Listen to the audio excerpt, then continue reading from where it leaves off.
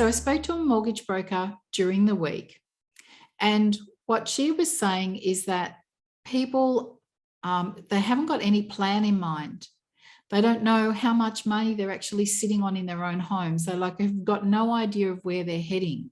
And then they're all excited because their own property values have gone up. And this is what she actually said is the most important thing at the moment, is that people haven't traveled as much in the last few months. And so they have a little bit of money in the kitty. So it's a good time for a lot of us to really think about what's coming up next and plan our next right move. That's what I'm all about, right? Is planning the next right move. So is it for love or money that you would choose to continue working, for love or money? And there's just such a different energy attached to either one of those choices.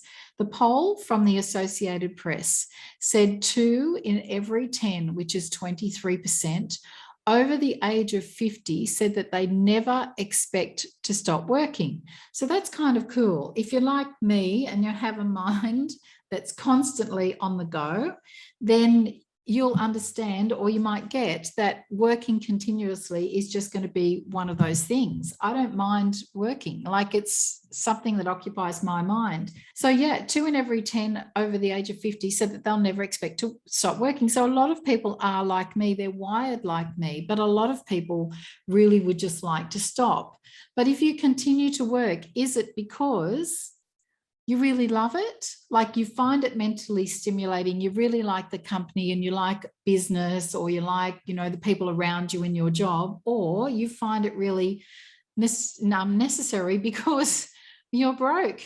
And if you're broke, or if you feel like you don't have enough money to get by, or you won't have enough money to get by, picture that you could live for several decades. We're all living longer than we used to. Well, that sounds a bit weird, but you know what I mean. Where the medicine has come a long way, and as a community, we're all making our 90s, or a lot of us are. And someone told me the other day, there are 6,000 people in this country at the moment who are over 100, which is significantly higher than, say, 20 or 30 years ago.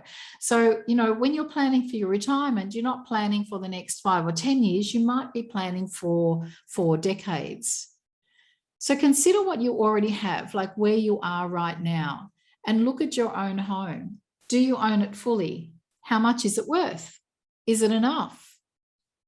And is it enough so that you might have the option to downsize, so that you can take some of that money out, pull some money aside, still have somewhere nice to live, but have a little parcel of money that can extend you in the way in which you like to, go through your day-to-day for many years to come? Or would you be prepared to do that? A lot of people say that they're on a great big piece of land or a house that's worth a lot of money and that they would downsize, but are you prepared to do it? A lot of people also won't actually, they're not actually prepared to make that move. They'll talk about it, but they won't actually do it. Would you be prepared to trade it for aged care? So many of these aged care places, you're basically trading your house in. I mean, they're all set up differently. Some are more honourable than others. Do your research, guys, if you're thinking about aged care, either for you or for your parents. Oh my goodness, they vary a lot in what you have to surrender or give up and potentially get back when you're out of that aged care, or your family gets back after you exit. And like, it's very hard to compare apples to apples, but definitely worth doing. Because, sometimes we think we'd like to go to this really nice local aged care place, but we find out that we simply can't afford it. Have you got enough to trade up to get you into aged care? And what if you need aged care and your companion does not? Then you've perhaps got to potentially hold this property while you also potentially, get into aged care. So there's a lot to think about in the future. And do you think reverse mortgages are a good idea? Again, that's a real individual choice. And again, I'd really love you to do your homework before you fall for the romance of a reverse mortgage, because they can really set you back or chew into your equity. And new income streams, if you've got time up your sleeve, you still have time to get something sorted in so-called retirement. Like what I'm doing right now in the renovation education space is a completely new income stream. It was something that I never ever imagined that I'd be doing when I was in the police force. And then even after that, and while I was in the police force, when I had a love for renovating and property investing and was buying and selling homes, like I never ever imagined me doing this. So this is a new income stream for me. And it's just something that I really love. It's a way that I can help people and pass on my the knowledge that I've accumulated over 30 plus years, like all of these people. We have a lot. We've accumulated a lot when we're older. And can you take your gifts to the world in some way? Can your life experiences can be packaged in some kind of a consultancy to help other people. And do you have the time and the funds to get a new venture going? So, you might have to work out how to do some branding and marketing and get websites up and all of that kind of stuff that comes with getting a business underway. What's your cash flow from investment properties like? The interest rates are low at the moment, which is great. And there's good growth in property, which is great. So you might find that your cash flow has increased. Will your cash flow always be that good from investment properties if the interest rates go up? If, the banks start to put a little bit of a hold on containing this property market growth, this capital growth that we're all experiencing right now, if they put the brakes on a little bit. So will you still be in the same position in 5 years or 10 years time? So my pick, obviously guys, my pick is renovations. If you find yourself in a position where you feel like you've got to put your foot on the pedal, you really have to get going, then renovations is a way that you can just get stuck in and earn significant amounts in a short-ish period of time. There's an exchange of energy. I'm not saying this is get rich quick, but you can absolutely jump ahead. It's really important to look at your desires. Sometimes there's a huge disconnect with our desires and what we can actually afford. If your desires are that you travel overseas or you travel in Australia, you're just like traveling around and you're not actually working for an income, then you're going to have to set yourself up so that you can do that. Is it sport, tennis, golf, bowls, all that kind of stuff? Is it relaxing with grandkids? Is a new car important to you? Sometimes, some people are wired differently. A new car's neither here nor there for me. I don't care that much, but some people really love cars. Some people love boats. And is it important about how that determines how you spend your day? A day out in the boat, a day relaxing with friends at barbecues and all that kind of stuff. It's really important that you think about companionship and being able to take some time with your friends and your grandbubbies and you have to think about it now and not when you're right on the precipice. It's very easy for young people to look at these photos and go, oh, that's a long way down the track. Well, look at those women. They're clearly in their 50s, 60s and 70s. But that time just flies past. And when they open up the borders again and they open up flying again, and people start holidaying again, there is a lot of cash that just kind of goes out the window when people aren't thinking long-term enough. They're thinking just about the here and the now. So where are you now? And who are you going to listen to when you're all around the barbecue and people love to give you their 2 cents worth?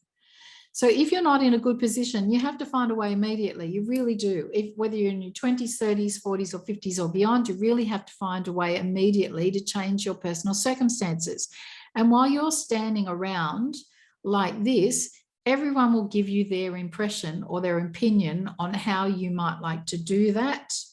The other thing that happens, though, is you might say you've got something in mind, and your friends and your family who you believe are going to offer you the best type of advice, their immediate go-to will be to keep you safe. They may not have any clue about the details of what you're talking about or the potential of what you have up your sleeve. Their immediate go-to is to keep you safe. When you're talking about friends, particularly if you're my age, quite often their immediate go-to is to keep you as they like you, which is the same as where you are right now. Understand this, guys. A good friend of mine told me this statement a long time ago, and it really has stuck with me, is that people love to see you do well, but they don't necessarily want you to do better than them. It's a really weird thing to think about, but the subconscious acts behind us all when we're making our decisions going forward and when people are giving advice, so-called advice. So just be careful that if someone says to you, hey, you're thinking about going out to do some renovating. This actually happened on a phone call I had during the week where a person was on the call and their friend stepped in and said, I'm really worried about, I'll say Thelma and Louise, let's keep them anonymous. I'm really worried about what Thelma is about to do. Thelma's really keen on renovating. 3 of my friends have already renovated and they did it. I know the market was different and I know they went to a different education place than yours, but their results weren't that great. So I'm really worried about my friend. And I thought, are you really worried about your friend? Are you doing the right thing and trying to keep her safe and look out for her best interests? Or do you just want her to be the same as she is now? Do you not want her to make significant funds? Do you not want her to change, advance, be able to do things that you may not, or you're too busy to take on yourself? Like, just be really careful about the little message that's behind people's advice sometimes when all they do is tell you the horror stories and the things that might go wrong and not focus on what if. Imagine if it all went well. Imagine if your first renovation bought you $90,000 in one chunk deal. How would that help towards your retirement? Imagine if you could do 2 of those in a year or 3, or imagine if you could do 1 per year instead of relying on, the income from pension or wherever else. So be very, very careful that people they love us all in our little box as they've known us and loved us, and they don't like us to change very much because it means that we mightn't have the same relationship with them. Our relationship boundaries might change just a little bit. We may be able to do more things than they can. They mightn't be able to keep up. It's a really interesting dynamic. So be very, very careful about whose advice you take on at the barbecue. If you're at the barbecue with Warren Buffett, listen to him. He knows what he's on about. Unless Warren Buffett's at the barbecue, unless somebody has made significant income themselves in something you're thinking about doing and you respect what they know, they've done the hard yards and they've done it for quite a lot of time. And when I say significant income, I mean millions. I don't just mean a few 100,000, I mean millions. Listen to those people. Other than that, really just take your friends and family's advice as they're just being kind. They're trying to keep me safe, but is it in my best interests? So cheers, guys. Thanks for joining me today, and welcome to everybody who listens to this on the recording. All right, have a beautiful day. Cheers. Oh, and if you want to, you can always call me, book your spot at renovateandrealestate.com.au/call, or connect with me via the Mums and Dads Renovators and Decorators Facebook group. Bye.